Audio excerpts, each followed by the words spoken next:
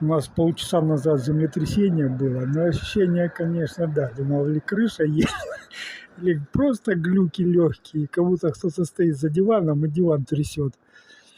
А потом думаю, блин, надо идти за пивом. А то так обломками завалит, а я и пиво не попью.